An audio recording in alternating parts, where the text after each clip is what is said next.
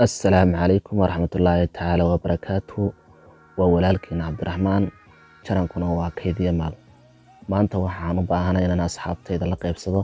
application aad iyo aad u muhiim ah kaasoo asxaabta ka caawinaya inay iyagoo oo muuqaalkii daawanaya asxaabtoodan u share gareyn karaan ama ay la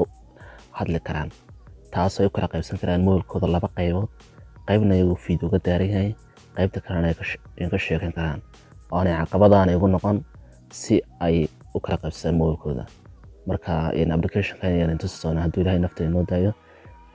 application-kan waxaad kala soo degaysaa marka hore Google Play Store ka helisa Google Play Store ka gelisa kadibna waxaad ku qoraysaa Spirit Screen baad ku qoraysaa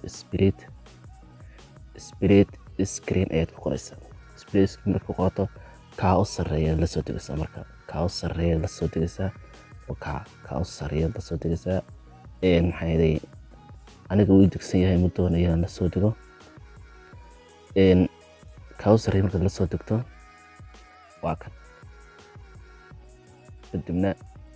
isaga soo dhufanaysaa marka soo dhufato halka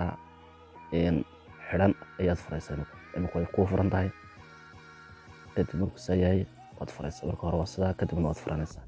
marka aad furato waad ka baxaysaa waxaad tegaysaa video-gii aad doonaysay okay video-gii aad qofkii aad doonaysay video-gii soo tegaysaa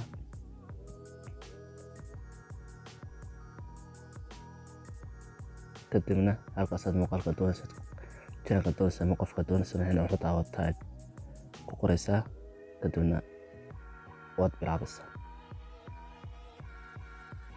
muuqaalkii marka sidaan kala bilowdo waxaan doonayaa muraayadayda kala qaybsado qaybna asxaabtayda khadka iyo WhatsApp-ka uga sheekeeyo qaybna video-ga daarnaado kadib marka sidaan kala idhaahdo calaamada hoose ee back-ka ayaad soo noqonaysaa okay sidaan kale marka kugu soo dhigo sidaan kale marka kugu soo dhigo halka u sareysa ee calaamada ay ku qoran tahay YouTube-ka calaamada YouTube-ka ayaad ku dhufanaysaa kadibna waxaad soo open in Spirit Screen view wadanaysaa fartaad ku dhufanaysaa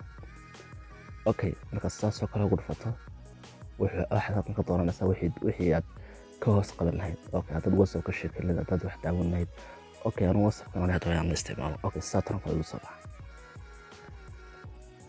sida tan markuu ugu soo baxay waa kan xaga WhatsApp ka sheekeynaya xaga sare video-ga ka daaray inta video-ga baan daartay